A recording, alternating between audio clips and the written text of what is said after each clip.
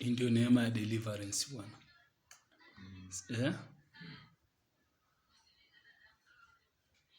Hii ndio neema ya deliverance. Unaenda kwa mtu mjui yukoje, lakini Mungu anakusaidia bwana.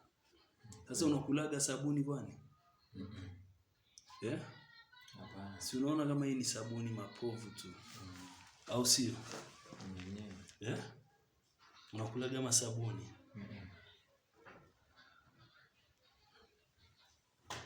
Kwani ulikuwa unajua ulikuwa na shida gani kwenye mwili wako? Kuna kitu kilikuwa kinauma hapa chini ya kitovu. Kwa muda gani? Kwa muda mrefu. Kwa miaka mingi. Miaka ngapi? Kama 5. Kama 5. Miaka 5. Sasa leo umefunguka leo. Sikisikii tena. Sikisikii tena kimetoka. Kabisa. I see. Wewe unaota kama ndoto ya kula sabuni?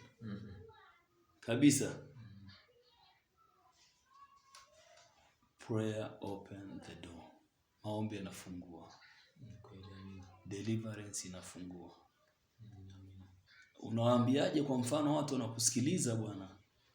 Wewe watu wanakusikiliza kwa njia namna ya redio, wanasikiliza ushuhuda wako labda. Unawaambiaje mfano? Nawaambia kwamba maombi ni mazuri. Hii ni baada ya maombi sasa ndio mambo haya yanakutoka, si ndio? Mambo ndio yametoka kama hivi. Mambo yametoka kama hivi, uchafu ndio kama huo. Ambao hujulikani.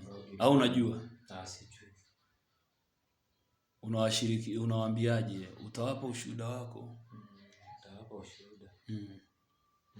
Kwa muda gani umeteseka na hiyo kitu ilikuwa imekaa tumbo upande wa kushoto kulia? Imekaa katikati hapo. Chini ya kitovu au chini ya kitovu? Chini ya kitovu inavuta. Inavuta. Na siku inauma wewe. Kwa siku nzima. Siku nzima. Kwa miaka 5. Leo Mungu amekufungua leo. Ndio haya mambo. Mimi nashindwa kuelewa. Au unaotaga ndoto ukila sabuni? Unatengenezaga sabuni? Hapana. Niliona kama kuna unakulaga mayai mabichi. Hapo kuna vitu vya mayai mabichi ulitapika kama mayai mabichi mara 2. Uliyaona? Nimeona. Ni kweli? Nimeona. Asante sana.